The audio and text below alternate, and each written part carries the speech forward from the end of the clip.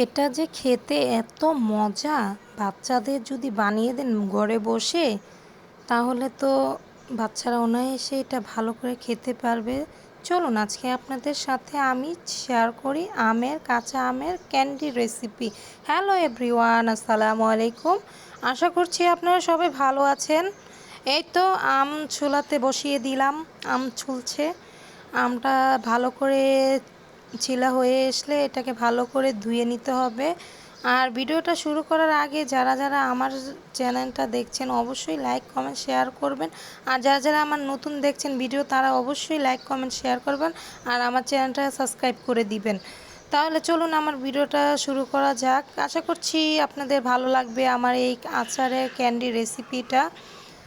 এই তো আমটা ছিলা হয়ে এসেছে, এটাকে এখন ভালো করে পাতলা করে কেটে নিলাম। আর এটাকে এখন আমি ধুয়ে নিব ভালো করে। ধুয়ে নেওয়ার পর আপনারা একটু হালকাভাবে ভাপ দিতে পারেন, হালকা, বেশি সিদ্ধ করে ফেললে আমটা গলে যেতে পারে। আর আমটাকে ভাপিয়ে নেওয়ার পরে একটু ছেঁকে পানিটাকে ভালো করে ঝরাতে হবে, কারণ পানি থাকলেই আচারটা ভালো করে শুকাবে না। এটাকে ভালো করে পানি শুকিয়ে নিতে হবে। এই তো এখানে আমি সিদ্ধটা বসিয়ে দিয়েছি, জাস্ট 2-3 মিনিট আমি সিদ্ধটা করেছি, তেমন একটা ভালো সিদ্ধ করি নেই। যাই হোক, এটাকে এখন আমি সিদ্ধ করা হয়ে আসলে, আর এই তো এটাকে আমি চিনিটাকে আমি করে রেখেছি, মানে ব্লেন্ডার করে রেখেছি যাতে চিনিটা আপনার গলে যায় তাড়াতাড়ি আমে দেওয়ার পরে। নাহলে আনাম চিনিটা দিলে কি হবে, এটা 1 ঘন্টার উপরে লাগবে গলতে এই চিনিটা। আর এটাকে আমি দিয়ে সারা রাত ভিজিয়ে রাখবো। আর এটা দেওয়ার কারণ হচ্ছে আমের ভিতরে রসটা যাবে, মিষ্টি আমের রসটা, মানে ভিতরে টক ভাবটা থাকবে না। খুব খেতে মজা হবে। বাচ্চারা কিন্তু এটা খেতে অনেক পছন্দ করে, কারণ আমি বানিয়েছি, আমার বাচ্চারা খেতে অনেক পছন্দ করেছে। আর এই তো দেখুন গলে গেছে, বেশিক্ষণ হয় নাই এটা গলতে।